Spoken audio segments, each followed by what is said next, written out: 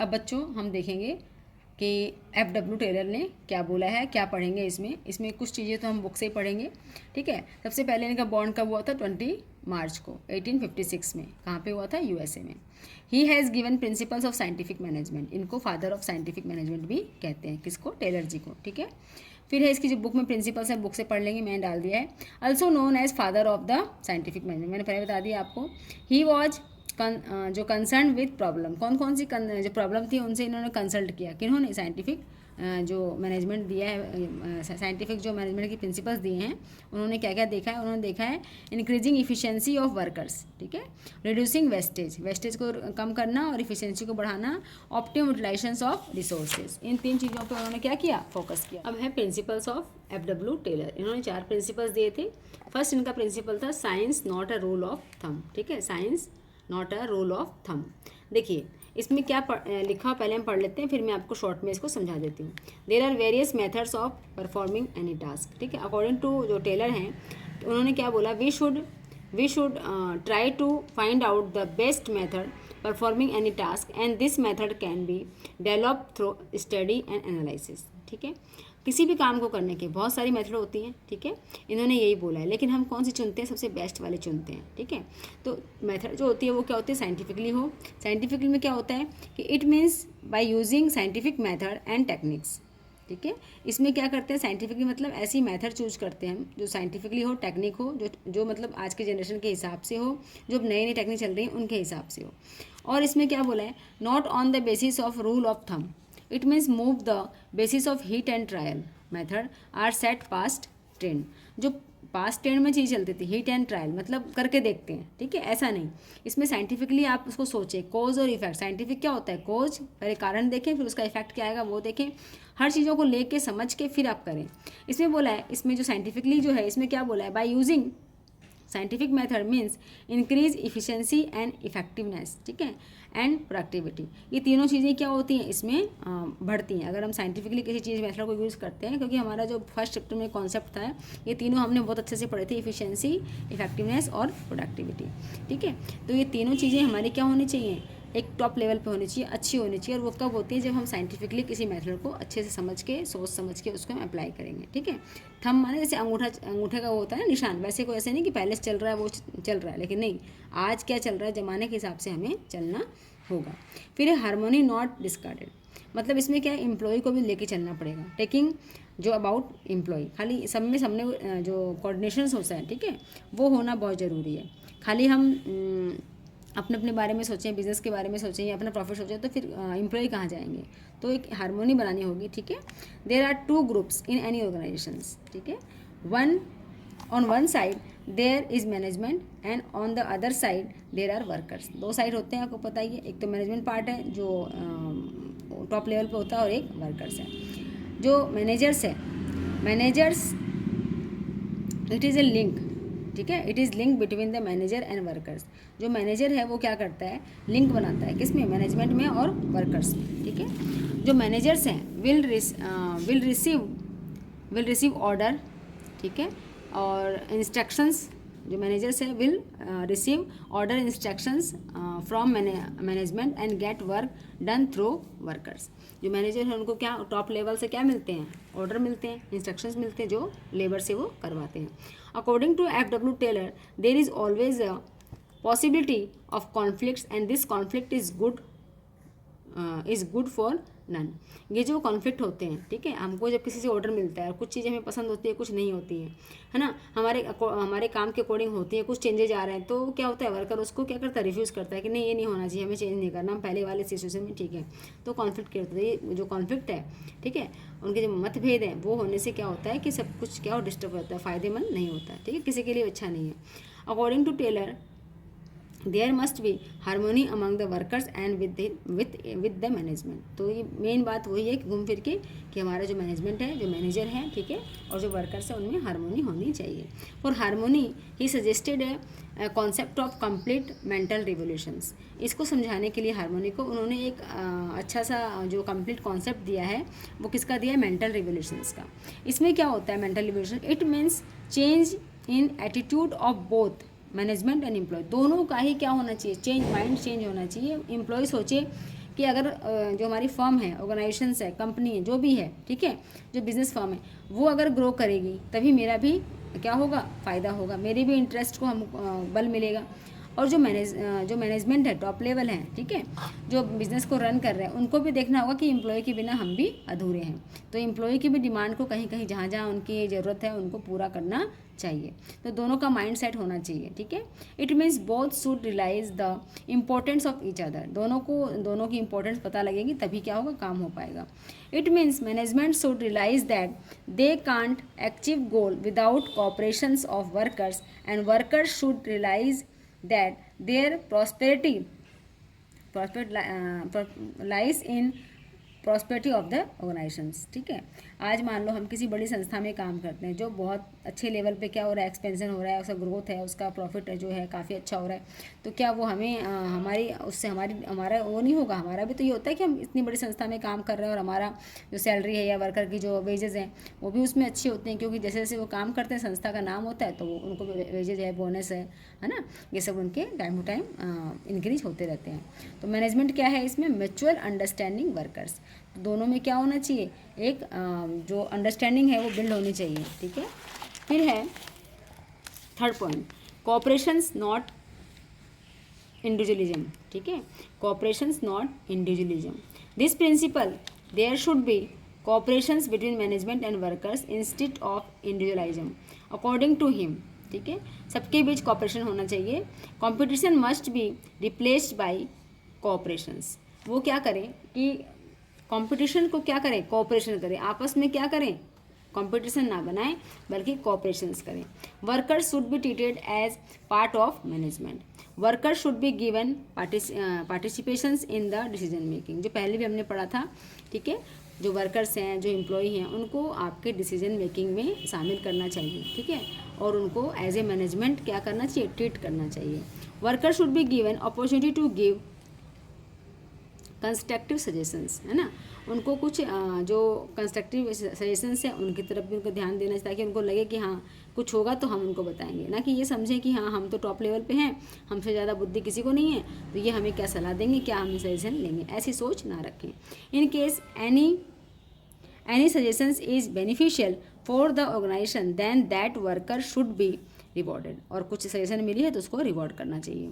Worker should also cooperate and do not go on strike, उनको भी cooperate करना चाहिए, स्ट्राइक पे नहीं जाना चाहिए हर बात में। फॉर देयर अनड्यू डिमांड, कोई डिमांड ऐसी हो जाए जो पूरी नहीं हुई तो स्ट्राइक पे नहीं जाना चाहिए। This principle is similar to principles of initiative given by Henry Fayol, ये कुछ उससे मिलता जुलता है जो हमारा हेनरी फ्योल ने क्या दिया था, प्रिंसिपल दिया था। Fourth number, development of workers to their greatest efficiency and prosperity, ठीक है। According to Taylor, efficiency, effectiveness, productivity and output in any organizations depends on competence workforce employees, ठीक है। तो ये चीज़ें क्या है कि डेवलपमेंट ऑफ वर्कर का जब डेवलपमेंट होगा तभी क्या होगा, डेवलपमेंट किसका हो, काम का होगा, इफ़िशिएंसी आएगी उसमें, ठीक है, इफेक्टिवनेस आएगा एम्प्लॉय का, ठीक है, और आउटपुट भी हमारा बढ़ेगा। For competent workers they should be appointed only after taught selections procedure, जो योग्य जो वर्कर्स हैं, कॉम्पिटेंट माने जो योग्य है, ठीक है, जो योग्य वर्कर्स हैं काम के, उनको क्या है एक इंटरव्यू के माध्यम से उनका सिलेक्शन होना चाहिए, और उनको अपॉइंटमेंट से पहले सारी चीज़ें उनकी मतलब पहले से ही जांच परख कर लेनी चाहिए। Existing employee time to time training sessions and workshop are to be conducting to keep them competent, ठीक है। जो न्यू जो आ रहे हैं हमारे पास उनकी अच्छे से क्या होना चाहिए, अपॉइंटेड करना चाहिए आफ्टर टॉट सिलेक्शंस प्रोसीजर, जो उनका एक प्रोसीजर है, ठीक है, जांच पड़ताल का कि उनमें क्या नॉलेज है, क्या कुछ है, तो वो चीज़ें होने के बाद उनको अपॉइंट करना चाहिए, और जो पुराने हैं उनको टाइम टू टाइम ट्रेनिंग देनी चाहिए, ताकि वो भी क्या हो जाए, समर्थ हो जाए, योग्य हो जाए। आपने देखा होगा जो प्लेसमेंट होता है नए नए बच्चों का, ठीक है, कोई कंपनी ले जाती है तो वो क्यों आती है, क्या वो खुद जाके अपने आप जॉब ज्वाइन नहीं कर सकते, लेकिन वो इसलिए आती हैं कि उसमें से जो स्मार्ट बच्चे हैं, ठीक है, जो न्यू ब्लड है, उनका जो दिमाग काम कर रहा है उनको पहले वो छांट लें अपनी कंपनी के लिए, ठीक है, कि उनके जो दिमाग में क्या चल रहा है, न्यू क्योंकि अभी अभी फ्रेश निकले हैं पढ़ के, तो उनके दिमाग में क्या आइडिया चल रहे हैं, इसलिए कंपनियाँ आके उनको क्या करती हैं, उनको हायर करती हैं और उनका प्लेसमेंट करती हैं अपनी कंपनी में, ठीक है। It will be beneficial for both because on one end competents जो एम्प्लॉयज़ हैं विल अर्न मोर। अगर दोनों में तालमेल होगा तो क्या होगा, दोनों ही क्या अच्छा अर्न करेंगे। On other hand it will increase efficiency productivity in on an organization. दोनों ही क्या करेंगे, वो गेन करेंगे, क्योंकि उनको क्या चाहिए, उनको प्रॉफिट चाहिए, ठीक है। प्रोडक्टिविटी उनकी अच्छी होनी चाहिए, माल जो है सुपीरियर क्वालिटी का होना चाहिए, और इसी तरह से इनको क्या चाहिए, इनको जो अपने उन्हें मेहनत करी है उसका जो मेहताना है बहुत अच्छे से मिलना चाहिए जितना उन्होंने मेहनत की है। और उनको एक अच्छा इन्वायरमेंट चाहिए, एक मतलब बहुत ज़्यादा हार्डनेस नहीं होनी चाहिए उनके काम में, उनको सॉफ्टनेस से रखना चाहिए और उनकी बातें भी सुनी जानी चाहिए। तो ये थे 4 प्रिंसिपल्स, किसने दिए थे, टेलर साहब ने दिए थे। अब टेलर साहब जो हैं उन्होंने कुछ टेक्निक्स भी दी थी, टेक्निक ऑफ FW टेलर। इसमें देखिए कुछ टेक्निक बताएंगे इन्होंने, क्या दिए, प्रिंसिपल तो 4 ही दिए, लेकिन कुछ टेक्निक्स बताएंगे, ठीक है। इसमें है functional foremanship, standardisations and simplifications, differential piece wage system, motion study, method study, time study, fatigue study, ठीक है। ये हम समझेंगे अब एक एक करके, ठीक है। आइए सबसे पहले है फंक्शनल फॉर्मेनशिप। ये क्या होता है, foreman is a person who is in direct, ठीक है, और face to face contact with workers. ये ऐसा बंदा होता है जिनकी क्या होती है, इनके थ्रू ही वो काम करवाता है और उनकी क्या होती है, उनसे फेस टू फेस बात होती है। He is highest ranking worker, ठीक है, he is highest ranking worker and lowest ranking manager, ठीक है।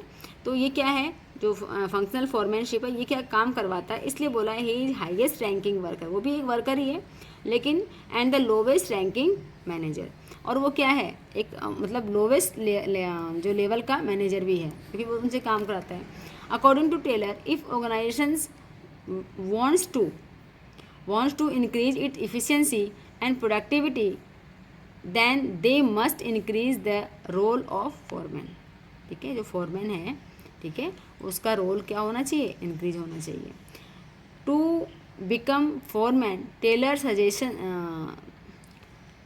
Suggest certain qualities like he should be intelligent, ठीक है, एनर्जेटिक और confident, can take quick decision, ये सब उसमें होना चाहिए। It is too difficult to find out the qualities in single persons, ठीक है। तो ये बहुत ही डिफ़िकल्ट है कि जो इतनी सारी क्वालिटी हैं वो एक पर्सन में हो। Taylor suggested functional foremanship to through specialist, ठीक है, स्पेशलिस्ट की जो एक मतलब क्या बोलेंगे उसको, टेलर से suggested functional foremanship to through specialist, मतलब कौन किस काम में स्पेशलिस्ट है, ठीक है। तो हर आदमी हर काम, मैंने पहले ही कहा कि नहीं कर सकते, तो जो जिसमें स्पेशलिस्ट है, ठीक है, उसको वो काम दिया जाता है। Work should be sign to specialist on basis of their qualities and capabilities, ठीक है, जिसको जैसा काम में वो कैपेबल है उसको वो काम दिया जाता है। According Taylor, planning and execution functions must be separated. तो कुल मिला के हमने जो इतना पढ़ा है ये, इसका मतलब ये है कि फंक्शनल फॉर्मेनशिप जो होते हैं वो लोअर लेवल के मैनेजर होते हैं, और वो भी एक वर्कर ही हैं, ठीक है। और वो क्या करते हैं कि जो वर्कर्स हैं, जो काम करते हैं, उनसे वो काम कराते हैं, उनका फेस टू फेस उनसे कांटेक्ट होता है, ठीक है। और क्या होता है कि वो इनमें ये जो क्वालिटी बताई है वो सारी इनमें हो, ऐसी पॉसिबल नहीं हो सकता है। तो वो क्या करेंगे, अपना जो काम है उसको 2 भागों में बांटेंगे, एक है प्लानिंग का काम, एक है एग्जीक्यूशन का काम। प्लानिंग में क्या करते हैं, हम प्लानिंग करते हैं अपने काम की। एग्जीक्यूशंस का मतलब क्या है, प्रोडक्शंस, ठीक है, कि प्रोडक्शंस कैसे, इसमें भी 4 लोग होते हैं, एक डिसिप्लिन क्लर्क होता है, और एक होता है डिसिप्लिन, एक होता है इंस्ट्रक्शंस, ठीक है, और एक होता है रूट क्लर्क, और एक होता है टाइम एंड कॉस्ट क्लर्क, ठीक है।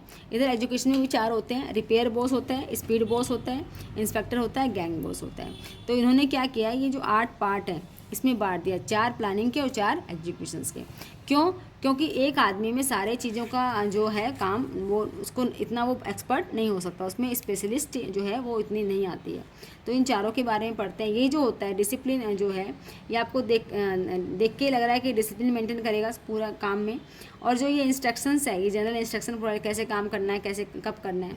और टाइम एंड कॉस्ट वाला है, इसके नाम से ही पता लग रहा है कि टाइम, तो टाइम को देखिएगा कि कौन सा काम कितने समय में होना चाहिए, और कॉस्ट शीट भी बनाएगा। साथ में हमारा रिपेयर बॉक्स क्या देखेगा, नाम से पता लग रहा है कि जो मशीन वगैरह है वो प्रॉपर चल रही है, चल कोई दिक्कत तो नहीं आ रही। काम मान लो स्टार्ट हो गया, वर्कर्स आ गए और मशीन काम नहीं कर रही, ठीक है, तो रिपेयर बॉक्स इन चीज़ों की जांच करेगा। स्पीड, किस स्पीड से क्या काम होना चाहिए, कितनी स्पीड से काम चलना चाहिए। सपोज करो आपने स्पीड ज़्यादा बढ़ा दी, लेकिन अभी हमारा जो माल है पहले से ही स्टॉक में पड़ा हुआ है ना, और एक लिमिट है, कस्टमर जो कंज्यूम करेगा सामान उसकी भी तो एक लिमिट है, तो फिर हमारा क्या हो रहा है, वेस्टेज हो रहा है। और पता लगा कि ज़्यादा बना लिया हमने, तो हमारे गोडाउन पड़ा पड़ा ही क्या हो रहा है, आउट ऑफ डेट हो रहा है, ठीक है, कुछ नया आ गया तो हमारा सामान नहीं बिक पा रहा। और जो इंस्पेक्शंस है वो तो उन चीज़ों को, सारी चीज़ें बनी हुई हैं उनको क्या करेगा, इंस्पेक्शन करेगा कि ये काम प्रॉपरली हुआ कि नहीं हुआ।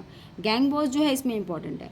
गैंग बॉस क्या करता है कि सारे काम की मैनेजमेंट करता है कि रॉ मटेरियल क्या है कि नहीं है, ठीक है, किस तरह से क्या काम हो रहा है, ये सब चीज़ की जानकारी कौन करता है, गैंग बॉस करता है। अब देखिए प्लानिंग में जो होते हैं, है ना, डीसी का मतलब क्या है, डिसिप्लिन क्लर्क, ठीक है, शॉर्ट में लिखा है, जो नाम थे ना इसके उसी को लिखा है। तो इसमें क्या है, रेस्पॉन्सिबल फॉर डिसिप्लिन, किसके लिए है रेस्पॉन्सिबल, ये डिसिप्लिन के लिए। आईसी मतलब इंस्ट्रक्शंस, ठीक है। क्लर्क ये क्या करता है, issue instructions for various activity, जितनी एक्टिविटी होती है उसमें क्या करता है, ये इंस्ट्रक्शंस करता है। आरसी मतलब क्या है, रूट क्लर्क, ठीक है, ये क्या करता है, specified route procedure of the various activity, किस रूट से किस तरीके से काम होना चाहिए, ये इसका काम ये वाला है। फिर है टाइम एंड कॉस्ट क्लर्क, ये क्या करता है, ये रिस्पॉन्सिबल फॉर प्रिपेयरिंग टाइम बनाता है, कितने टाइम में कैसा होना चाहिए, और कॉस्ट शीट बनाता है, ठीक है। कॉस्ट शीट क्या होती है कि जितना हमारा कुछ भी चीज़ का जो सामान बनाया प्रोडक्शन, उसकी कॉस्ट शीट बनती है कि कितना कितना उसमें कॉस्ट आया। और जो एग्जीक्यूशन में चार होते हैं, उसमें गैंग बॉस सबसे ऊपर लिखा है मैंने, इसमें है keep machines and tools ready for production, इनको हमेशा जो प्रोडक्शन के लिए जो मशीन्स हैं उनको हमेशा क्या रखना पड़ेगा, अप टू डेट रखना पड़ेगा, तैयार रखना पड़ेगा। और जो इंस्पेक्टर है वो क्या करता है, जो क्लर्क है वो क्या करता है, क्वालिटी ऑफ प्रोडक्शन, वो चेक करता है क्वालिटी प्रोडक्शन की कैसी है, ठीक है। स्पीड बॉस क्या करता है, responsible for the timely completion of the work with the accuracy, जिस तरह से काम होना चाहिए था वो टाइम पे हुआ कि नहीं। और जो आरबी है लास्ट में क्या है, आरबी मतलब रिपेयर बॉस, ठीक है, ये क्या करता है, responsible for repairing and maintenance, जो रिपेयरिंग है मेंटेनेंस है उनको वो देखता है। तो फर्स्ट हमारा क्या था बच्चों, टेक्निक में फंक्शनल फॉरमैनशिप, इसमें ये 4 पार्ट हैं, इनको आप अच्छे से समझ लेंगे तो कोई दिक्कत इसमें नहीं है, और इनको इतना कोई हार्ड नहीं है। गैंग बॉस के नाम से आपको, गैंग बॉस है मतलब एक पूरे ग्रुप को वो संभालता है, पूरी उसकी जो सारी सुविधाएं हैं उनको करता है कि भाई रॉ मटेरियल आया कि नहीं आया, कहाँ से आना है, कहाँ रखना है, ये सारी गैंग बॉस करता है। जो इंस्पेक्टर है इसके नाम से पता लग रहा है, ठीक है, चेक करेगा क्वालिटी को। और स्पीड से आपको पता लग रहा है कि भाई जो टाइम पे जो काम होना है वो प्रॉपर एक्यूरेसी के साथ हो रहा है कि नहीं हो रहा है, तो नाम से ही आपको याद करने होंगे। नेक्स्ट है स्टैंडर्डाइजेशन एंड सिंप्लीफिकेशन। स्टैंडर्डाइजेशन क्या होता है बच्चों, और सिंप्लीफिकेशन दो अलग टर्म्स हैं। स्टैंडर्डाइजेशन जो होता है, देखिए आपने मान लो कोई आपको एक डायरी छपवानी है, ठीक है, बांटने के लिए किसी स्कूल में, कॉलेज में, किसी संस्था में, तो आपने एक उसको सब बता दिया, जो डायरी जो छापेंगे उसमें आपने सब कुछ दे दिया। अब आपके पास डायरी छप के आई तो आपने देखा कि हाँ ठीक है ना, ऐसा ही चाहिए था हमको, जैसा आपने डायरेक्शन दिया था उनको, तो उन्होंने बनवा दी। अब जो बाकी डायरी आपको 200 बनानी, 300, जितनी क्वांटिटी बनानी है वो उसी स्टैंडर्ड की होनी चाहिए, ठीक है, मतलब जैसा हमने सोचा था वैसा ही वो क्या है कि स्टैंडर्ड का बन जाता है।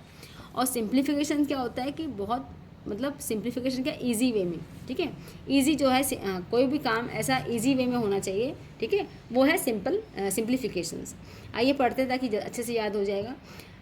स्टैंडर्डाइजेशंस refers to setting up of pre determined specialisations for producing any product, जो मैंने बोला टी शर्ट का एग्जांपल दिया, आपको डायरी का एग्जांपल दिया, पहले से हमने माइंड सेट कर रखा है, उसके अकॉर्डिंग हम क्या करेंगे, प्रोडक्शंस करेंगे। फिर है purpose is to maintain uniformity and quality of product, जैसा हमने स्टैंडर्ड तय किया, एक बार बना के देख लिया, वैसी ही क्वालिटी हम क्या करेंगे, मेंटेन करेंगे। फिर it may be any process, ठीक है, it may be any process, raw material, method of working condition, कोई भी चीज़ हो सकती है, सबको एक जैसा रखेंगे। The main M of sitting batch mark is, ठीक है, the main M of setting batch mark, कि इस बैच का सामान बना है, एक होता है ना इस लॉट में इतना सामान बना है, वो उस बैच मार्क का होगा, और उसका जो है मेन एम होता है कि वो उसी तरह से रॉ मटेरियल उसमें सेम यूज़ किया गया है, ठीक है, वही मेथड यूज़ की गई है और वो काम उसी तरह से हुआ है। फिर इसमें क्या होता है, मेन एम ऑफ सेटिंग जो इसका बैच मार्क है उसमें क्या होगा, स्टेबलाइज स्टैंडर्ड, ठीक है, for existent and maintaining quality, ठीक है, क्वालिटी को मेंटेन करना होगा जो उसकी क्वालिटी है उस चीज़ को। फिर stabilize standard for performance for man and machines, ठीक है, तो इसमें भी क्या होगा, एक स्टैंडर्ड तय करना पड़ेगा मैन का और मशीन्स का। फिर है सिंप्लीफिकेशंस क्या होता है। Objective is to eliminate unnecessary varieties, size and dimensions. Simplifications क्या है, सपोज़ करिए कि किसी चीज़ को हम बहुत इजी वे में कर सकते हैं, उसी चीज़ को पाने के लिए तो बहुत ज़्यादा उसमें वैरायटी लाने की, कोई साइजेस को लेके, डायमेंशन को लेके हम क्या है उसमें ज़्यादा ना पड़ें और उसको बहुत सिंपल रखें। The main purpose is to eliminate unnecessary diversity of product. बहुत तरह की विभिन्नता में, ठीक है, तरह तरह के हम चेंज करना चाहें बार बार, तो वो चीज़ ना करें, सिंपल रखें। जैसे चीज़ सिंपल है, चल रही है हमारी, उसको उसी तरह से मेंटेन करके चलें। It results in saving of time, ठीक है। इससे क्या होता है कि बार बार हम चेंज नहीं कर रहे तो हमारा टाइम क्या सेव हो रहा है, कॉस्ट सेव हो रहा है एंड एनर्जी भी सेव हो रहा है, increasing efficiency in the productions. और ये क्या हो रहा है, टाइम सेव हो रहा है हमारा, कॉस्ट सेव हो रहा है, तो इससे क्या हो रहा है, इंक्रीजिंग बढ़ रही है हमारी, ठीक है, प्रोडक्शंस की। Most of large companies have followed the technique of standardizations and simplification which result in increase the productivity and efficiency, ठीक है बच्चों। देखिए इसका जो मेन था वो ये था कि एक बार अपना आप स्टैंडर्ड तय कर लें, ठीक है, फिर उसमें बार बार चेंज ना करें, उसमें सिंप्लीफिकेशन रखें, ठीक है। बहुत ज़्यादा उसमें कभी कुछ चेंज करेंगे तो आपका क्या है कि आप इफ़िशियंसी डाउन होगी, आपका कॉस्ट बढ़ेगा, आपका टाइम भी उसमें जाएगा। इस पे लगने के बजाय आप दूसरे काम में उसको बढ़ाएं और अपनी जो प्रोडक्टिविटी है, इफ़िशियंसी को बढ़ाएं। थर्ड पॉइंट है बच्चों इसका डिफरेंशियल पीस वेज सिस्टम। ये क्या है कि देखो हर आदमी के अपने अपने काम करने की क्षमता होती है, कोई 1 घंटे में 100 पीस बना रहा है, कोई 10 पीस बना रहा है, कोई 90 पीस बना रहा है, तो उनको उस हिसाब से क्या मिलना चाहिए, उनको उनकी वेजेस मिलनी चाहिए। तो बोला है differentiate piece wages refers to a system in which efficient and inefficient worker are paid at different rates, ठीक है। देखिए जैसे कि हमारे आजकल एजुकेशन लाइन में भी ऐसा ही होता है कि जो टीचर जो है पढ़ा रहे हैं बच्चों को, सारे इफ़िशिएंट होते हैं, कोई हम ऐसे नहीं बोल सकते कि इनइफिशिएंट है। लेकिन कई बार क्या होता है जब बोर्ड के एग्ज़ाम होते हैं और जब बच्चों की मार्क्स 100 आउट ऑफ 100 आते हैं तो उन टीचर को क्या किया जाता है, उन टीचर को थोड़ा मोटिवेट करने के लिए उनको कुछ क्या होता है सैलरी वगैरह बढ़ाई जाती है। क्यों? क्योंकि उनमें ये एक डिफ्रेंशिएट कर पाएँ कि इस टीचर ने इफ़िशिएंटली वर्क किया है और ये टीचर भी थोड़ा चाहते तो इस काम को कर सकते थे। तो जो टीचर जो सब्जेक्ट पढ़ा रहा है अगर उसके बच्चे ने इस मार्क्स स्कोरिंग अच्छी की है तो उनको भी क्या होता है, उनकी सैलरी को बढ़ाया जाता है। तो वही चीज़ें हैं कि जो वर्कर काम कर रहे हैं तो इफ़िशिएंट भी हैं और इनइफिशिएंट भी हैं, ठीक है, तो उनकी क्या होना चाहिए, पेड में डिफरेंट रेट आनी चाहिए। According to Taylor financial incentives at motivates and scope of extra earning motivates the workers to put extra efforts. जब उनकी सैलरी बढ़ेगी, वेजेज बढ़ेगी, ठीक है, तो वो क्या करेंगे और इम्प्रूव करना चाहेंगे अपने आप को। So Taylor develop the concept, ठीक है। He suggested to reward efficient worker and जो एम्प्लॉय है उनको क्या करना चाहिए, हमको रिवॉर्ड करना चाहिए। This technique is considered as strongest motivational technique. For example XYZ जो कंपनी है को standard units produce 100 per day, ठीक है। एक एग्जांपल के वो 100 पर यूनिट बनाती है डेली। डिफरेंशिएट पीस वे सिस्टम 100 और मोर अगर बनाएंगे 10 रुपये मिलेंगे पर यूनिट के हिसाब से, लेस देन 100 तो 8 रुपये मिलेंगे, ठीक है। तो ABC आर वर्कर, 3 वर्कर है ABC, ठीक है। इसने 100 बनाए, फिर 1000 बनाए, फिर 1000 बनाए, इसने भी 110 बनाए और फिर 1100, फिर 1100। तो क्या होगा इनका जो प्राइस होगा, इसको C को कितना मिलेगा 99, 792, 90। तो जो इनका रेशियो आ रहा है उसके हिसाब से इनका हम कैलकुलेशन कर लेंगे तो हमें पता लग जाएगा कि जो वर्कर देखिए एक ही समय पे 100 बना रहा है और एक 10 बना रहा है तो उसका क्या होगा, डिफरेंशिएट तो होगा ही ना उस चीज़ का, ठीक है, और एक 99 बना रहा है। तो इन चीज़ों का जो है फ़र्क आता है और उसके जो सैलरी है, ठीक है, इसको कितनी मिलेगी, जो 100 बनाएगा उसको 10 रुपीज़ पर यूनिट, ठीक है, तो 2 रुपये का मार्जिन आ गया, इसको 2 रुपये कम मिलेंगे तो नेचुरली इसकी सैलरी कम हो जाएगी, ठीक है। तो वो क्या करेंगे, अपनी इफिशियंसी को बढ़ाएगा। फिर है मोशन स्टडी। मोशन स्टडी क्या है, कई बार क्या है कि जो वर्कर्स होते हैं काम करते करते घंटा, आधा घंटा, 2 घंटे क्या होते हैं, कुछ ऐसी हंसी मजाक इन सब में निकाल देते हैं, ठीक है। जिनका क्या होता है कि काम पे कोई मतलब नहीं है, जो काम करने जा रहे हैं उसमें कोई उसका रोल नहीं है। टीचर्स भी क्या होता है, कई बच्चों के साथ जॉक मजाक करते हैं, बच्चे हंसते रहते हैं और टीचर का काम है पढ़ाना बच्चों को, ठीक है। बीच में बच्चे अगर थोड़ा सा आपको लग रहा है कि थोड़ा थकान हो रहा है, वो थोड़ा सा ऐसा लग रहा है उनको भी थोड़ा सा लेजीनेस आ रहा है, तो आप 1-2 बात ऐसे बोलें, बच्चे थोड़ा हंसे तो वो अलग बात है। लेकिन आप बहुत सारा टाइम जो है इस तरह से हंसी मजाक में ख़राब करते हैं तो उसका कोई फ़ायदा नहीं है, यही इसमें बताया गया है, ठीक है। So study of motions like lifting, putting object, sitting and changing which are undertaken while doing a particular job on close examinations of body motions. It is possible to fight out productive movement or unproductive movement, ठीक है। कई बार क्या होता है, कुछ हंसी मजाक या कुछ इस तरह की एक्टिविटी करते हैं तो उससे क्या होता है, हमारा कई बार मूड अपसेट होता है। लेकिन कई बार क्या होता है कि हम अच्छा वाला काम करते रहते हैं, लेकिन ऐसी कोई बात हंसी मजाक की जाए कि फिर हमारा मूड डाउन हो जाता है, तो हमारी क्या होती है, काम करने की क्षमता उस समय कम हो जाती है। दोनों तरफ से ये काम होते हैं। फिर बोला है the purpose is to eliminate unnecessary movement and identify and eliminate, for example workers move frequently to tool room, ठीक है। तो जो वर्कर होते हैं वो क्या करते हैं कि बेफिजूल में बैठ जाते हैं गप्पे करने के, तो वो क्या होता है, हमारा जो टाइम है वो ख़राब होता है और उनकी एफिशिएंसी उससे कम होती है। मान लो वो कंटिन्यू वर्क कर रहे हैं तो उनकी एक क्षमता बनी हुई है काम करने, लेकिन वो थोड़ा बैठ गए, ठीक है, फिर उनको क्या लगेगा कि नहीं अब काम करने का मन नहीं है। ऐसे हमारे संग भी तो होता है, तो वो चीज़ को कह रहे हैं कि उनको ये एलिमिनेट करना चाहिए। In this case we can eliminate unnecessary movement by keeping tool in their respective room, ठीक है। जो जिस रूम मतलब यहाँ पे ऐसा है कि जिस काम के लिए, जिस काम में वो इन्वॉल्व हैं और जहाँ पे टूल्स हैं उसी में मतलब ज़्यादा समय वो ख़राब ना करें, ठीक है। तो stop watch moving cameras various symbols and जो series are to be identified the tools. इससे क्या होता है कि जो कैमरे लगे होते हैं उनसे लगता है कि हम टाइम वेस्ट करेंगे तो हमारी वहाँ तक क्या होगा, पहचान लिया जाएगा और हमारी फ़ोटो खींच के क्या करेंगे, ग्रुप में डाल देंगे हम ये कर रहे थे।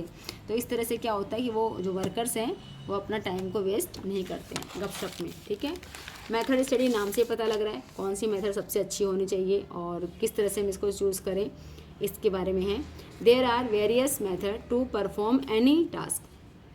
Purpose of this study is to find out the best way of doing a particular day. Main objective is to reduce cost of productions and maximize quality. In this case, consumer reach satisfactions, ठीक है। तो हमें क्या करना होगा, इसका main objective क्या है, reduce cost of productions and maximise quality. In this case consumer जो है वो क्या करता है, रीच करता है सेटिस्फेक्शन। तो हमें अगर हम ज़्यादा मतलब आप देखना कभी कभी जब हम बाज़ार जाते हैं, ठीक है, और कोई चीज़ मतलब मान लो कुछ चीज़ें हैं जो 100 रुपये की 1 किलो मिल रही थी, लेकिन अभी क्या हो रहा है कि 100 की 1.5 किलो मिल रही है, 2 किलो मिल रही है, तो हम क्या करते हैं, हमको बहुत सेटिस्फेक्शन लगता है कि हम उतने प्राइस में और ज़्यादा क्वांटिटी लेके आए हैं, ठीक है। तो मेथड हमें कौन सी अप्लाई करनी चाहिए उसके बारे में ही, ठीक है। फिर time study, it determines standard time taken to perform any task, और जो प्रोड्यूस यूनिट, कितना समय में कितनी यूनिट प्रोड्यूस होंगी इसके बारे में ये चीज़ हम बताती है। क्या बोला है, it will define on volume of work, कितना काम है, टाइम साइकिल ऑफ ऑपरेशन, और उसमें कितना टाइम लगेगा, ये इसमें बताते हैं।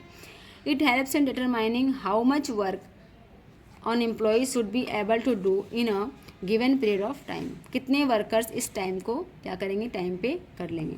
Objective of time study to find out, क्या फाइंड आउट करना है इसमें, नंबर ऑफ वर्कर्स रिक्वायर्ड, ठीक है, लेबर कॉस्ट और रेम्यूनरेशंस, ठीक है। ये पता लगता है कि इस काम को करने में कितना लेबर कॉस्ट लगेगा, कितने नंबर ऑफ वर्कर लगेंगे और क्या उनकी वेजेस बनेगी, ठीक है।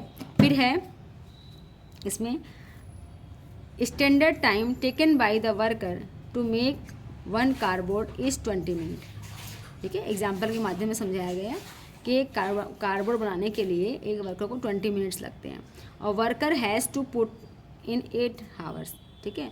वो क्या करता है, 8 आवर्स काम करता है, to work in a shift ठीक है, with 1 hour allowed for rest lunch, और 1 घंटा उसको किसके लिए मिलता है, लंच के लिए मिलता है। फिर ये स्टैंडर्ड आउटपुट जो है वो क्या होगा, आप देखिए कि वो कितने समय में बनाता है, 20 मिनट्स से बनाता है, ठीक है, 20 मिनट्स में एक बनाता है, तो उसके घंटे कितने हैं, 8 घंटे हैं, तो कितने मिनट में बनाएगा, तो उसकी एवरेज कितनी आएगी, 21 आएगी, ठीक है।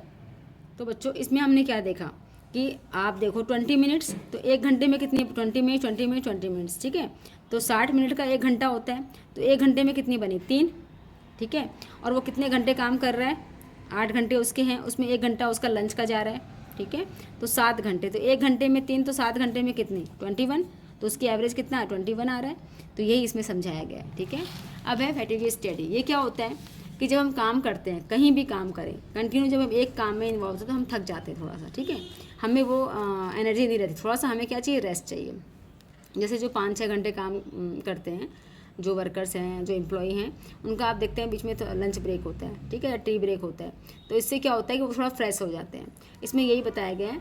फैटिग स्टडी में क्या है, it refers to determining the amount and frequently in rest, ठीक है, intervals required in completing a task. एक टास्क कंप्लीट हो गया, स्कूल में भी देखिए लंच ब्रेक होता है बच्चों का, है ना, 5-6 घंटों की स्कूल होती है, 3 घंटे के बाद बच्चों को एक लंच ब्रेक होता है कि बच्चे वापस से रिफ्रेश हो जाएं। फिर देखिए fatigue means tiredness from physical और मेंटल वर्क, ठीक है। Taylor suggested that a persons get tired when he works continuous without a break, ठीक है, तो कोई भी काम है उनको ब्रेक नहीं मिलेगा तो वो क्या होंगे, टायर्ड फील करेंगे। So he must be provided to a rest interval in between total working hours, ठीक है, so as to enable him to regain loss जो है स्टेमिना, जो उन्होंने स्टेमिना लॉस की थी वो वापस से उनकी गेन हो जाए। दिस विल जो रिजल्ट है इन इंक्रीज प्रोडक्टिविटी। थोड़ा सा अगर रेस्ट मिल जाता है तो वापस से वो काम बहुत अच्छे से कर पाते हैं। Fatigue study 6 to determine an frequency of completing a task. उसमें एक फ्रीक्वेंसी आती है काम करने की, जैसे बच्चों का लंच का इंतजार होता है कि लंच होगा, लंच के बाद भी क्या होता है, उसमें लगता है कि लंच खत्म हो गया, हाफ टाइम चला गया, हाफ टाइम बाद घर जाएंगे, तो उनमें एक उत्साह बना रहता है। मॉर्निंग में आते तो लंच कब होगा और लंच के बाद छुट्टी कब होगी। ऐसे ही जो हमारे वर्कर हैं उनको भी एक बीच में ब्रेक मिल जाता तो उनको लगता है कि हाफ टाइम चला गया, अब हमारा छुट्टी का टाइम होगा, और वो उसको क्या करते हैं, काम को बहुत ही अच्छे से करते हैं। अब इसमें इम्पॉर्टेंट क्या है, in case of heavy manual जो लेबर्स हैं, small cause must be given to the workers so that he can recharge his energy level for optimum contributions. Fatigue study helps to avoid accidental and sickness. इससे क्या होता है, कई बार machine पे जो heavy load पे काम करते हैं उनको थोड़ा सा आराम मिलता है तो वो इन चीज़ों से बच जाते हैं, नहीं तो क्या होता है उनका माइंड पजल हो जाता है काम करते करते, और कई बार दुर्घटना हो जाती है। इसमें ये बताया है there can be many cause for fatigue, like जैसे लॉन्ग वर्किंग आवर्स होते हैं, ठीक है, और डूइंग वर्क हैविंग जो कोऑर्डिनेशन रिलेशंस होते हैं, काम करते करते वो थक जाते हैं, उसमें कोई ऐसा तालमेल नहीं है, उसमें वो आते हैं विथ और बैड वर्किंग कंडीशंस, इससे भी उनको क्या होता है, कुछ रेस्ट चाहिए। सच जो हिंड्रेंस है शुड बी रिमूव, ये सारी जो बाधाएं हैं उनको क्या करना चाहिए, रिमूव करना चाहिए। आइए बच्चों, आज हम देखेंगे comparison between time study and motion study. जैसा हमने पढ़ा था, टाइम स्टडी क्या था कि जो काम हमारा है वो किस टाइम में पूरा होगा ये हमको उसमें देखना होता था, और मोशन स्टडी क्या देखा था हमने कि जो हम फालतू के जो मूवमेंट से काम हमारे जो काम में हम लाते हैं, ठीक है, जिसका कोई यूज़ नहीं है, उसको क्या करना था, अवॉइड करना था, एलिमिनेट करना था। तो आइए देखते हैं। फर्स्ट जो इसका पर्पज़ है, it aims to determine the standard time required to do a particular work. कितना टाइम लगता है किसी काम को करने में, वो इसका मेन मोटिव है। इसका क्या है, it aim to eliminate unnecessary movement in doing a particular task और वर्क, ठीक है, जो अननेसेसरी मूवमेंट है उनको एलिमिनेट करना, इसका एक मेन पर्पज़ है। फिर डेवलपमेंट बोला है, डेवलपमेंट ऑफ न्यू मेथड। इसमें क्या है, it does not develop any new methods of doing work. इसमें कोई नई मेथड क्या है यूज़ नहीं होती टाइम स्टडी में, ठीक है। It helps in developing new method of doing work by eliminating unnecessary movement. इसमें क्या है, जो अननेसेसरी चीज़ें हो रही हैं उसको हटाने के लिए क्या होगा, न्यू मेथड का यूज़ होगा। तो दोनों में क्या है, ये डिफरेंस है। इसके साथ साथ ही कुछ और डिफरेंस हैं जिसको भी हम अच्छे से देख सकते हैं। देखिए इसमें है, क्या लिखा हुआ है, it is conducted to find out the standard time to perform a well defined job. Same उससे मिलता जुलता ही है, लेकिन इसको हम क्या कर रहे हैं कि एक स्टैंडर्ड टाइम हम लेके चलते हैं कि किसी जो जॉब हमको काम है उसमें कितना समय लगेगा। जैसे आप भी कभी आप कहीं जाते हो तो आप क्या मार्जिन लेके चलते हो कि वहाँ पहुँचना है इतने बजे, तो हम घर से क्या करते हैं, एक टाइम लेके चलते हैं कि इतना टाइम तो वहाँ पे लगेगा ही लगेगा, ठीक है, पहुँचने के लिए। It is conducted to find out total movement, जो मूवमेंट है ऑफ द जो वर्कर्स हैं while they are performing the job, ठीक है। तो ये किसको किसको करते हैं कंडक्ट, ये इसको करते हैं कि भाई ये फाइंड आउट टोटल मूवमेंट, कितनी मूवमेंट वो कर रहे हैं, मतलब ठीक है, फालतू की जो उनकी मूवमेंट हो रही है, जो यूजलेस मूवमेंट है उनके लिए। फिर इसका वही एम आ गया, aim to time study to find out the standard time to fix a fair day work, ठीक है, फॉर द वर्कर्स। तो किसी काम को फेयर वर्क, मतलब फेयर जो काम है उसमें कितना समय लग रहा है एक्चुअल, ठीक है। जैसे कि ये लेक्चर है, इसको ये 10 मिनट का हो सकता है, लेकिन इसको और इलोबरेट करके हम बार बार एक ही चीज़ को बोलें तो क्या होगा, ये लंबा हो जाएगा वीडियो। तो इसलिए क्या बोला है कि पता लगना चाहिए कि मतलब एक स्टैंडर्ड टाइम कितना किसी काम के लिए लगता है, ठीक है। इसमें वही है, the aim of motion study is to eliminate wasteful and unproductive movement of workers of increase their efficiency level, ताकि उनकी जो है इफिशियंसी लेवल जो है बढ़े, ठीक है। आइए इसके साथ एक और है वो भी देख लेते हैं। देखिए क्या लिखा हुआ है, the study is conducted with the help of stop watch, ठीक है, स्टॉप वॉच के माध्यम से इसको स्टडी किया जाता है। इसमें क्या है, motion study is conducted with the help of movie, जो मूवी है, कैमरा है, ठीक है, which keeps eyes on the movement of workers. तो उसमें क्या है, जो हमारी कुछ मूवी लग जाती है, कैमरे लग जाते हैं, उससे क्या है पूरा उसका पता लग जाता है। नेक्स्ट जो डिफरेंस है बच्चों वो है method study and motion study. इसमें देखो मेथड का पता ही है आपको, कौन सी मेथड से कोई काम करे, और मोशंस का जो पढ़ा था हमने वही है। तो फर्स्ट मीनिंग क्या है, इसका फर्स्ट मीनिंग है best way to perform the task is determine out of many alternatives. मतलब कितनी मेथड्स हैं उसमें कौन सा जो काम है, कौन सी मेथड जो बेस्ट वे है, किस तरह से हम करें, इसमें ये हम करते हैं। मोशंस में वही है, avoiding wasteful and useless motions to complete the job efficiency, ठीक है। जो वेस्टफुल जो हम जॉब इफिशियंसी जॉब जो है कर रहे हैं, तो उसमें जो यूजफुल यूजलेस जो काम हो रहे हैं, मोशंस हो रहे हैं, उनको हटाना। फिर है ऑब्जेक्टिव्स, इसमें क्या है, to minimise the cost of productions and maximise quality of satisfaction of the customers, इसका मेन ऑब्जेक्टिव है। इसका क्या है, to minimise the number of motions involve in a doing a job. Minimise किसको करना है, जो मोशंस हैं, ठीक है, जो यूजलेस है। फिर है at the time of planning of the job, method कब होती है, at the time of planning, ठीक है। ये कब होती है, during the time of performing the job. इसमें क्या है कि ये तो पहले हो जाती है, लेकिन ये एट द टाइम जब जॉब करते रहते हैं वर्कर, तभी हम सर्च करते देखते हैं कि क्या हो रहा है, तो उसके उस समय पे इसको फाइंड आउट किया जाता है। ये क्या है, to get better result motion study is necessary along with method study, ठीक है। अच्छे परिणाम के लिए, अच्छे रिजल्ट के लिए motion study is necessary along with method study, मतलब इसके साथ साथ हमको मोशन स्टडी भी करनी पड़ती है। अगर हमने मेथड बहुत अच्छा यूज किया लेकिन हमने टाइम मोशंस को नहीं अपना कंट्रोल किया, तो क्या होगा, हमें पूरा लाभ नहीं मिलेगा।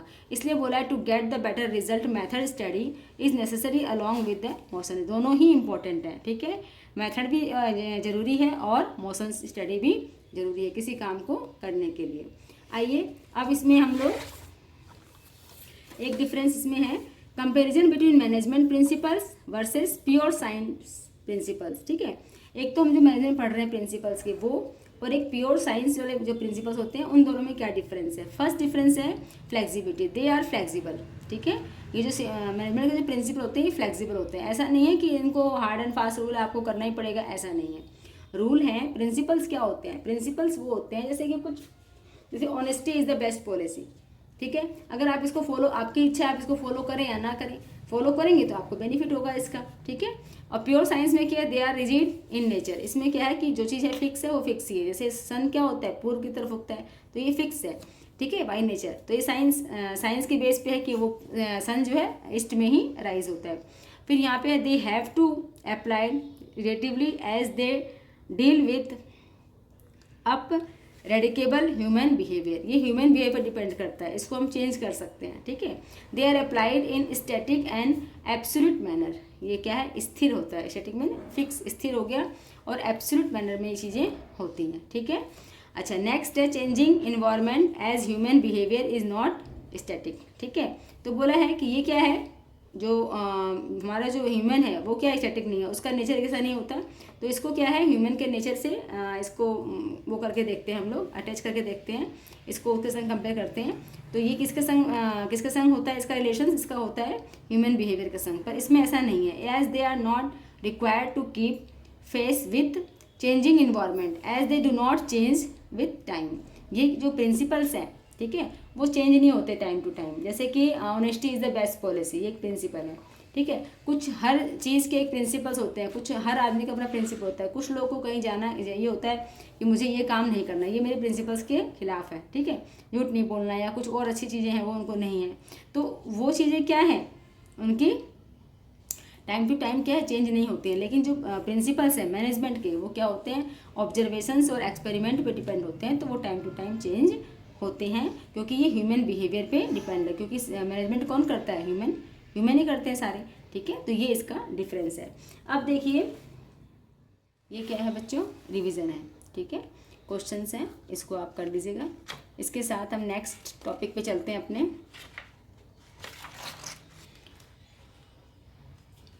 मैनेजमेंट जो प्रिंसिपल सीखे थे हमने और मैनेजमेंट टेक्निक, ठीक है, दोनों में क्या डिफरेंस है। फर्स्ट मीनिंग क्या है, they are guideline to take decisions और एक्शंस वाइल प्रैक्टिसिंग टेक्निक्स, ठीक है। तो इसमें क्या होता है, कुछ गाइडलाइन है जिसको क्या डिसीजन मेकिंग में हमको कुछ हेल्प मिल जाती है, ठीक है, वाइल प्रैक्टिसिंग टेक्निक, ठीक है। और ये क्या है, they are procedure which involve a series of steps to achieve desired goal, ये क्या है, प्रोसीजर है, ये गाइडलाइन है, ठीक है। अब आपको गाइडलाइन किसी की चाहिए नहीं चाहिए वो आप पे डिपेंड है, लेकिन किसी काम को आपने करना है तो उसकी प्रोसेस तो आपको क्या करनी पड़ेगी, उसको अप्लाई करना ही पड़ेगा। दे आर फ्लेक्सिबल, ये पहले ये जब गाइडलाइन है, आपको गाइडलाइन किसी से मिल रही है, आप उसको क्या कर सकते हैं, मान भी सकते हैं, नहीं मान सकते हैं, ठीक है। They are not as flexible, ये फ्लेक्सिबल नहीं है। अगर आप किसी काम को करने जा रहे हैं, ठीक है, तो जिस टेक्निक से कर रहे हैं उसका एक प्रोसीजर है, उसी के अकॉर्डिंग आपको चलना पड़ेगा। To guide managers on how to behave and make judgement, ठीक है, ये मैनेजर को भी क्या करते हैं, गाइड करते हैं कि कैसे बिहेव करना है, कैसे जजमेंट करना है। इसमें है to execute task, solve problem and reach target, ठीक है, कैसे जो टास्क है वो कैसे कंप्लीट किया जाए, ठीक है, और उस पर कैसे पहुंचा जाए, इसमें ये चीज़ें बताई जाती हैं, ठीक है। तो मेन बेसिक इसका जो डिफरेंस है वो आप ऐसे समझिए विथ एग्जांपल। जैसे प्रिंसिपल्स क्या हो गए, सपोज करो आपसे किसी ने बोला कि आप अगर ना किसी के संग अच्छा बिहेव करोगे तो आपको बहुत अच्छा रिस्पॉन्स आएगा, ठीक है। अब आप बिहेव सबके संग अच्छा कर रहे हैं कि नहीं कर रहे हैं, आपके ऊपर डिपेंड करता है, ठीक है। लेकिन अगर आपको ये बोला गया कि आप अगर कोई बिज़नेस सेट करते हो तो सबसे पहले आपको जो बिज़नेस है आपका, कोई भी टाइप का बिज़नेस है, सोल प्रोप्राइटरशिप है या फिर पार्टनरशिप है, कुछ भी है, तो उसमें आपको सबसे पहले कैपिटल की डिमांड होगी, ठीक है। एक स्पेस चाहिएगा, दुकान है, शॉप है रेंट पे, तो आपको ये प्रोसेस है करने का, ठीक है। सबसे पहले कैपिटल है, ठीक है, फिर उसमें जो फिक्स्ड खर्चे होंगे, कुछ करंट कॉस्ट होंगे, करंट खर्चे होंगे जो क्या होंगे, चेंज होंगे, वेरी करेंगे, कुछ फिक्स्ड होंगे। तो ये प्रोसेस है, उसने बता दिया आपको कि इस प्रोसेस से आपको गुजरना पड़ेगा।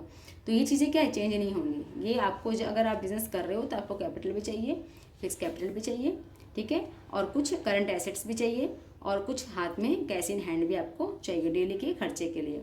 तो ये एक प्रोसेस है, ठीक है, कुछ लेबर भी चाहिएगी, तो इसमें आप बदलाव नहीं कर सकते। तो इसमें मेन यही है कि कुछ प्रिंसिपल्स, कुछ गाइडलाइन आप 10 मान लो गाइडलाइन दी गई आपको, आपकी इच्छा है 5 फॉलो करेंगे, 5 नहीं फॉलो करेंगे, लेकिन किसी जगह पहुंचने के लिए जो आपको प्रोसीजर बताया जा रहा है, जैसे बच्चे एग्ज़ाम देते हैं, ठीक है, तो उनका प्रोसेस क्या है, पहले वो वहाँ एडमिशन करवाएंगे, ठीक है, फिर वो कोई उनका एंट्रेंस एग्ज़ाम होगा किसी भी क्लास का तो वो देंगे, फिर उनके जो एग्ज़ाम्स एकेडमिक सेशन में चलते हैं, यूटी वगैरह है ना, हाफ ईयरली, एनुअल, जो भी नाम से बुलाते हो, तो उस चीज़ को, उनको प्रोसेस को नेक्स्ट क्लास में जाने के लिए उनको फॉलो करना ही पड़ेगा। तो ये बच्चों इनमें डिफरेंसेस है। नेक्स्ट है हेनरी फेयोल। हेनरी फ्योल और एफ.डब्ल्यू. टेलर जो प्रिंसिपल्स दिए थे उनमें क्या डिफरेंस है। सबसे पहले ही develop 14 principles of management that serve as general guideline running a business. तो उन्होंने कितने दिए थे, इन्होंने फ्योल ने 14 प्रिंसिपल्स दिए थे जनरल गाइडलाइन। इन्होंने 4 प्रिंसिपल्स दिए थे जिसको बोलते हैं scientific management. His approach was highly analytical approach based on observations. इनके जो प्रिंसिपल थे वो किस पे डिपेंड थे बच्चों, ऑब्जर्वेशंस पे थे, ठीक है। नेक्स्ट है level of management. His theories focuses eight top and middle level management, ठीक है। पर इनकी थ्योरी क्या करती है बच्चों, his theory focuses at the lower या फिर ऑपरेशनल लेवल ऑफ मैनेजमेंट, उस पर फोकस करती है। ये क्या करते हैं, बोला है recognise the human element of organizations. His principles promoted concepts like initiative, stability of tenure, equity for employee. जो हमने सारे पॉइंट पढ़े थे ना, ठीक है। इनिशिएटिव होना चाहिए, स्टेबिलिटी होनी चाहिए, ठीक है, और उनका क्या होना चाहिए, जो इक्विटी होनी चाहिए। काम अगर मिलने में ये नहीं कि ये कम जिस पोस्ट के जो आया उसमें क्या है, सबको इक्वल देना चाहिए, फीमेल हो चाहे मेल हो। अगर वो काम उस तरह का है तो उनमें कोई पार्शियलिटी नहीं करना चाहिए किसी धर्म को लेके, किसी जाति को लेके, ठीक है। इसमें क्या है, viewed worker as competent of the productions machines. He motivate workers primarily through financial incentives, ठीक है। इसमें क्या होता है कि जो वर्कर्स हैं उनको भी क्या करना पड़ता है, मोटिवेशन देना पड़ता है। Fayol focus on the overall administration of organisation. ये किस पे करते हैं, इम्प्रूविंग द एडमिनिस्ट्रेशन। और ये क्या करते हैं, Taylor focus on the increasing productivity. ये प्रोडक्टिविटी पे फोकस करते हैं और ये एडमिनिस्ट्रेशन पे फोकस करते हैं, ठीक है। इसमें strictly followed one boss and one employee, ठीक है, यूनिटी ऑफ कमांड चलती है इसमें। इसमें क्या है, reacted in favour of functional foreman, जो हमने पढ़े थे 8, याद है, एग्जीक्यूटिव और प्लानिंग वाला। उसमें मल्टीपल बॉसेस हैं, हर एक काम का एक बॉस है, ठीक है। जैसे उसमें हमारा जो इंस्ट्रक्शंस क्लर्क थे, इस तरह के अलग अलग इसमें होते हैं। इसमें एक ही लोगों से क्या होगा, एक पर्सन्स को कमांड मिलेगी, ये डिफरेंस है। Based on personal experience and observations. ये जो प्रिंसिपल बनाए थे उन्होंने, वो किस पे बनाए थे, अपने जो एक्सपीरियंस था उनका पर्सनल और ऑब्जर्वेशन था उसके बेस पे बनाए थे। और इन्होंने based on strict scientific observations, time motion study, इन सबको लेके उन्होंने बनाए थे। ये क्या है, universal applicable to all type of organisation. ये क्या है, specific primarily tailor to industrial and manufacturing environment, ठीक है। तो ये क्या है, यूनिवर्सल है और ये स्पेसिफिक है। इस तरह से जो टेलर हैं और जो फ्यूल हैं, इनके जो प्रिंसिपल्स हैं उनमें हमने डिफ्रेंशिएट किया। ये आपकी बुक में भी है, एनसीईआरटी में, और आप नोट से भी पढ़ सकते हैं। अब बच्चों हम देखेंगे unity of command and unity of directions, ठीक है। 3 पॉइंट्स आपकी बुक्स के हैं और बाकी 3 पॉइंट्स मैं आपको नोट से बताऊंगी, ठीक है। तो फर्स्ट है यूनिटी ऑफ कमांड, हम जानते ही हैं, ठीक है, मतलब एक पर्सन से हमको क्या मिलना चाहिए, डायरेक्शंस मिलना चाहिए किसी भी काम के लिए। तो बोला है one subordinate should receive order from one and should be responsible to only one superior. एक सुपीरियर होगा और उसी के ऑर्डर को वो मानेंगे, ठीक है। इसमें क्या है, each group of activities having same objective must have one head and one plan. इसमें क्या है, डायरेक्शंस एक ही रहेंगे, यूनिटी ऑफ डायरेक्शन रहेगा कि मतलब जो जितने भी लोग होंगे ऑर्गेनाइजेशन में उनका क्या होगा, डायरेक्शंस क्या रहेगा, एक ही तरफ जाने का रहेगा। जैसे कि जो बिजनेस मैन होते हैं उनका क्या होता है, प्रॉफिट अर्निंग क्या होता है, मेन उनका मोटिव होता है। फिर है इट प्रिवेंट्स ड्यूअल सबऑर्डिनेशंस। 2 तरह से कोई कुछ बोल रहा है, कोई कुछ बोल रहा है, वो इसमें क्या होता है, रोका जाता है इसमें यूनिटी ऑफ कमांड में, इसलिए इसको फॉलो किया जाता है। इसमें क्या है, it prevents overlapping of activities, ठीक है। एक ही एक्टिविटीज़ को बार बार से आप भी कर रहे हो मैं भी कर रही हूँ, उसको ओवरलैपिंग को रोका जाता है। इसमें it affects an individual employee, जो इंडिविजुअल एम्प्लॉय है उसको इफेक्ट करता है और ये इफेक्ट द इंटायर ऑर्गेनाइजेशन, ठीक है। ये क्या करता है, पूरी जो ऑर्गेनाइजेशन उसको ही करता है, क्योंकि यूनिटी ऑफ डायरेक्शन है, आप किस डायरेक्शन में जा रहे हो, ठीक है। कमांड तो ये है कि आपको कौन ऑर्डर दे रहा है, किसके अंडर में आप काम कर रहे हो, लेकिन जो डायरेक्शंस है, ठीक है, उसमें भी क्या होना चाहिए, एक ही तरफ जाना चाहिए। कोई कहे इस तरफ जाओ, कोई कहे इस तरफ जाओ, कोई कहे इस तरफ जाओ, ऐसे नहीं, एक ही डायरेक्शंस में काम होना चाहिए। इसके 3 पॉइंट्स हमने पढ़ लिए। अब 3 पॉइंट्स जो है आप ये नोट से थोड़ा देख लें, आपको अच्छे से याद हो जाएंगे, इसको पढ़ लेना आप। देखिए ये है the principles leads to effective functioning of the subordinate, इससे क्या होता है, जो हमारे सबऑर्डिनेट होते हैं, इसके जो हमारे अंडर में काम करते हैं, वो इफेक्टिव हो जाते हैं, ठीक है। उनको किसी भी ऑर्डर को करने में क्या होती है, सुविधा हो जाती है। उनको पता है कि एक ही आदमी से हमें ऑर्डर मिलेगा, उसके अंडर में हमें काम करना है, ठीक है। नेक्स्ट है, इसमें क्या है, the principles results in coordinations of work, ठीक है। जब डायरेक्शंस मिलता है तो उनके कामों में क्या होता है, कोऑर्डिनेशंस हो जाता है। इसमें है रिलेशनशिप, क्या होता है, रिलेशनशिप बिटवीन जो सुपीरियर है एंड सबऑर्डिनेट, दोनों में एक रिलेशनशिप होता है। इसमें क्या होता है, इसमें होता है एक्टिविटीज़ एट पर ऑर्गेनाइजेशनल प्लान एंड गोल्स, तो जो हमारे प्लान्स हैं, गोल्स है, उसके अकॉर्डिंग क्या होता है, डायरेक्शंस होता है। नीड क्यों होती है इसकी, to fix the responsibility of each persons in the organisations, ठीक है। सबकी रेस्पॉन्सिबिलिटी होगी तभी वो क्या है, जिम्मेदारी से काम करेंगे। इसमें क्या है, for efficient functioning of organizational activities, जितनी भी एक्टिविटी है ऑर्गेनाइजेशंस की, उसको परफेक्टली, ठीक है, बहुत अच्छे से उसको फुलफिल किया जाए, इसके लिए क्या होता है, ये यूनिटी ऑफ डायरेक्शंस होते हैं। तो ये हमने पढ़ लिया unity of command and unity of directions में डिफ्रेंशिएट। अब बच्चों, जो modern technique of scientific management है वो क्या है, ठीक है, सिंपल है, वर्क स्टडी। आज जब हम कोई भी चीज़ का मैनेजमेंट करते हैं तो सबसे पहले क्या होता है, वर्क स्टडी करते हैं। वर्क स्टडी का मतलब क्या है कि कोई काम कैसे कैसे किया जाएगा, ठीक है। Modern management breaks task into microspecific steps using digital tracking and sensors, ठीक है। किस काम को कैसे करना चाहिए, पहले क्या वर्क है, कौन कहाँ से कैसे क्या काम हो सकता है, ठीक है, कब होगा, कैसे होगा, कौन करेगा, इन चीज़ों की पूरी स्टडी इसमें की जाती है। फिर टाइम कितना लगेगा, तो बोला है measure the standard time required to complete the task. Motion हमने पढ़े थे, ठीक है। इसमें क्या है, एलिमिनेट वेस्टफुल और अननेसेसरी जो फिजिकल मूवमेंट है वर्कर्स की, या जो भी काम कर रहे हैं उनको अवॉइड करना। फिर है फंक्शनल फॉरमैनशिप्स, ठीक है, जो हमने पढ़ा था। वाइल ट्रेडिशनल जो फैक्ट्रीज थी हैड वन मैनेजर, ठीक है, पर मॉडर्न में क्या हो रहा है, modern organizations divided supervisions among the multiple functions, जैसे जैसे फंक्शंस हैं उनके ऊपर एक एक क्या हेड जो है बना के बैठा दिए हैं, वो उसको पूरी इंचार्ज बना दिया गया है उस फंक्शन के लिए, और वो पूरा उसको संभालेंगे। फिर है परफॉर्मेंस लिंक्ड इंसेंटिव्स, ठीक है, linking employees compensation directly to their productivity levels encourage their performance, ठीक है। इसमें क्या है कि जो परफॉर्मेंस है, ठीक है, उसके ऊपर क्या है, उनका इंसेंटिव डिपेंड हो गया एक तरह से।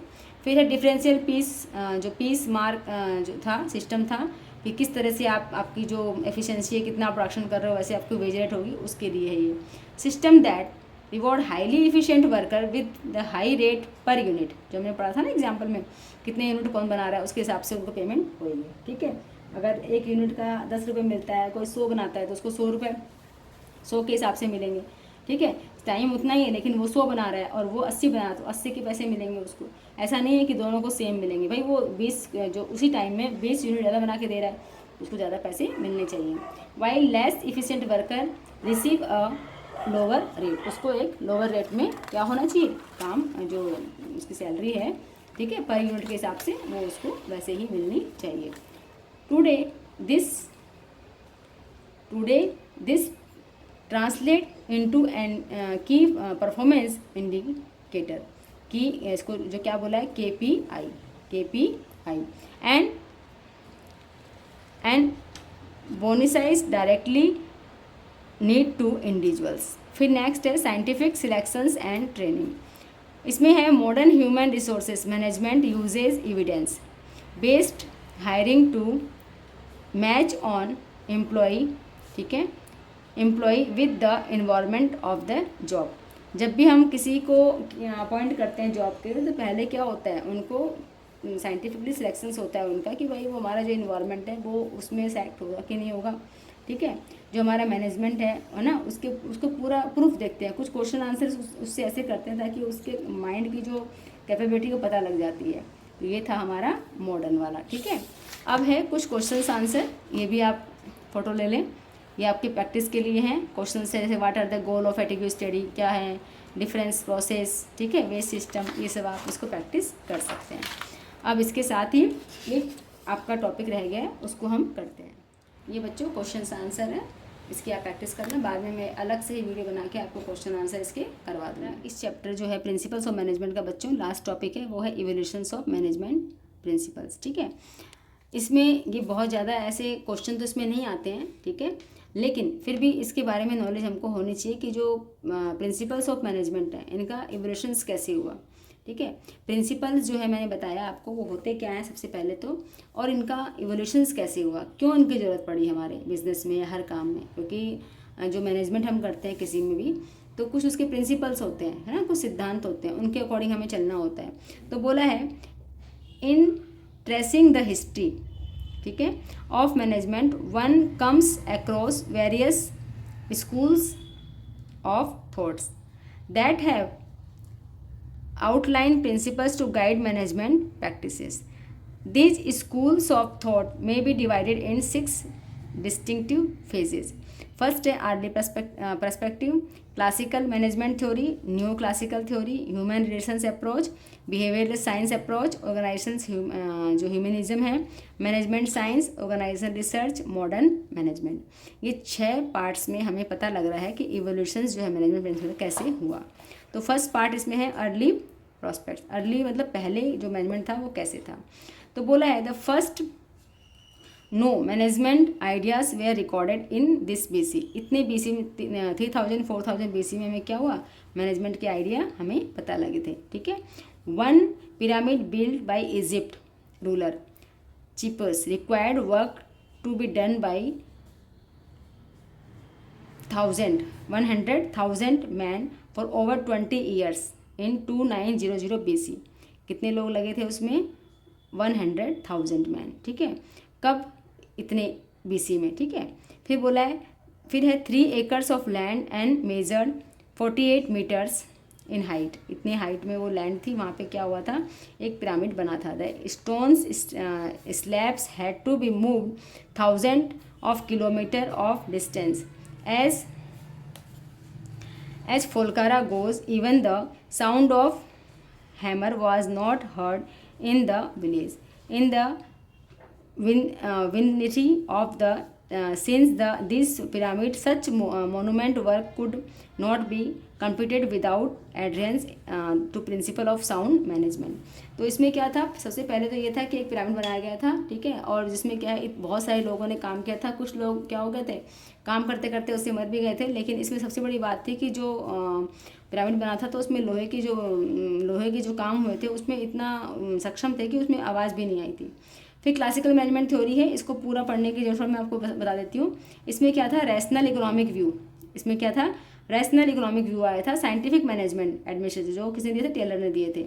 और principles and bureaucratic organizations characterize this phase. ठीक है, वाइल द जो रैशनल इकोनॉमिक व्यू थे assume the people are motivated by economic gain primarily.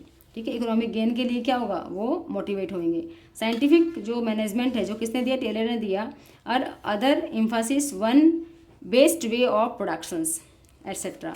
Administrative जो थ्योरीज थी perform by Henry Fayol looked at the best way to combine jobs. इसमें best way बताया गया था जॉब को combine करने के लिए। And people into an efficient organisations. Bureaucratic organization theories led by Max Weber looked at ways to eliminate managerial inconsistencies due to abacus of power, which contributed to inefficient ways. ठीक है, this was the era of the industrial revolutions and factory system of productions। तो इसमें यह कि पहले जो management हुआ था उसमें इन तीनों के रोल थे, किस किस के थे, साइंटिफिक मैनेजमेंट के और एडमिनिस्ट्रेटिव प्रिंसिपल्स के, और एक था ब्यूरोक्रेटिक ऑर्गेनाइजेशंस। इसके साथ न्यू क्लासिकल थ्योरी आई। इसमें क्या हुआ, ह्यूमन रिलेशंस की अप्रोच आई थी इसमें। ठीक है, इसमें क्या गया, ह्यूमन को इसमें इंपॉर्टेंट दिया गया। दूसरा लाइन हम पढ़ लेते हैं इसमें। The school of thought developed between this year felt that employees simply do not respond rationally to rules। ठीक है, एम्प्लॉई आजकल क्या है, आजकल एम्प्लॉई जो है खाली आपके बोलने से ही काम नहीं करता, उनको कुछ एक्स्ट्रा भी देना पड़ता है। तो बोला है कि change of authority and economic incentives alone but are also guided by social needs, उसकी सोशल नीड्स होती हैं, ठीक है, जैसे उनको बिहेवियर अच्छा होना चाहिए, टाइम पे टाइम उनको सैलरी मिलनी चाहिए, टाइम पे टाइम उनके मतलब हाल चाल ऐसे होते हैं ना पूछने वाले कि भाई कैसा है आपके फैमिली में, मतलब एक फैमिली वाला टच देना पड़ेगा उनको, ठीक है। तो इसमें ये बताया गया है न्यू क्लासिकल थ्योरी में। फिर है बिहेवियरल साइंस अप्रोच, इसमें क्या है कि आपके बिहेवियर को, क्योंकि जो मैनेजमेंट है हमारा, ठीक है, वो किस पे डिपेंड है, ह्यूमन पे है, ह्यूमन बिहेवियर पे है, तो इसलिए बोला है ऑर्गेनाइजेशनल ह्यूमनिज्म, जो हमारे जितने भी लोग काम करते हैं उनके बिहेवियर को समझना और उनके अकॉर्डिंग काम कराना, ये एक बड़ा टास्क है, ये वाला कॉन्सेप्ट आया। उसके बाद क्या हुआ, मैनेजमेंट साइंस, ठीक है, ये ऑपरेशनल रिसर्च, इस पे हुआ कि जो मैनेजमेंट है और साइंस के कुछ इसमें रूल्स बनाए गए, ठीक है। It emphasis research on the operations and use of quantity techniques to and managers to take decisions, ठीक है, कुछ इसमें ऑपरेशंस ऐसे रिसर्च किए गए ताकि क्या हुआ, ये मैनेजमेंट हमारा बहुत अच्छे से सक्सेस हो पाए। फिर मॉडर्न मैनेजमेंट आ गया, जो आज का मैनेजमेंट है वो क्या है, it's is modern organisation as complex system and underline contingency approach and use of modern techniques to solve the organisations and human problems, ठीक है बच्चों। तो ये चीज़ें जो हैं आजकल जो मैनेजमेंट है ये बहुत टेक्निक्स इसमें आ गई हैं, बहुत तरह के इसमें चेंजेस आ रहे हैं, तो दिन पे दिन क्या हो रहा है, हमारा मैनेजमेंट बहुत ही फास्ट और बहुत अच्छे से वर्क कर रहा है। इससे क्या हो रहा है कि हमारा जो हर एरिया, खाली बिजनेस ही नहीं, हर एरिया में जो है मैनेजमेंट हम देखने को मिलता है। हम कहीं संस्था में चले जाएँ, किसी स्कूल में चले जाएँ, घर पर चले जाएँ, ठीक है, घर में अगर मैनेजमेंट अच्छा होता है तो हमें उस घर का इन्वायरमेंट बहुत अच्छा लगता है, ठीक है। और किसी के घर में हम जाते हैं और वहाँ का इन्वायरमेंट हमें पसंद नहीं आता due to lack of management, वहाँ पे प्रॉपर मैनेजमेंट नहीं है, प्रॉपर हर चीज़ का, जैसे कि ये नहीं कि सिर्फ मैनेजमेंट का मतलब है कि आप काम अच्छे से कर रहे हो, जो चीज़ें हैं आपके घर के, जो रख रखाव है, व्यवस्था है, वो सब भी प्रॉपर होनी चाहिए, ठीक है, साफ़ सफाई प्रॉपर होनी चाहिए, तो वहाँ क्या हो, हमारा मन लगता है और आने जाने वाले लोग भी, उनको भी एक अच्छा इन्वायरमेंट जो है उस घर का मिलता है। कई लोग नहीं कहते उनके घर पे बहुत अच्छा लगता है जाके हमें, और कहीं कहीं क्या होता है जाने का मन नहीं करता। ऐसे ही जो बिजनेस ऑर्गेनाइजेशंस होते हैं वहाँ तो मस्ट है मैनेजमेंट, तो वहाँ पे भी कई कस्टमर्स आएंगे, क्यों आएंगे, कैसे आएंगे, कब आएंगे, ठीक है, क्या करना पड़ेगा, क्या उनको बिहेवियर दिखाना पड़ेगा अपना, क्या आपको उनके लिए सुविधाएं अवेलेबल करानी पड़ेगी, ठीक है। अगर आप बड़ा मॉल कर रहे हैं तो आपको एक टॉयलेट की फैसिलिटी वगैरह जो है ये देनी पड़ेगी, क्योंकि जो परचेजिंग करने आएंगे, ठीक है, मेल फीमेल जो भी आएंगे, वो एक लंबे समय तक आपके मल्टी जो स्टोर्स की, जो आपके डिपार्टमेंटल स्टोर्स आपने किया हुआ, तो उसमें वो शॉपिंग करेंगे तो बच्चे भी होंगे, तो उनको वॉशरूम की ज़रूरत पड़ सकती है, हो सकता है कुछ स्नैक्स वगैरह भी उनको चाहिए, तो आप साइड में अपनी स्टॉल वगैरह आप छोटे मोटे जो है उसमें लगा के, बच्चों को, बड़ों को, जो भी आए उनको कुछ मिल जाता है बैठने की, तो चेयर कुर्सी लगा के उनको बैठ के वो कुछ खा भी सकते हैं, ठीक है। तो इस तरह की सुविधाएं जो है आजकल बहुत तरह की होगी, पहले ऐसा नहीं था। तो यही इसमें बताया है कि अब जो मैनेजमेंट जो है इस तरह से करते करते इस लेवल तक पहुँच गया। तो इसमें 6 स्टेप्स हैं, 6 स्टेप्स के नाम लिख लीजिएगा और एक बार इसको अपने हिसाब से पढ़ लीजिएगा, ठीक है। चलिए, थैंक यू। चैप्टर 2 हमारा खत्म होता है, अब चैप्टर 3 शुरू करेंगे।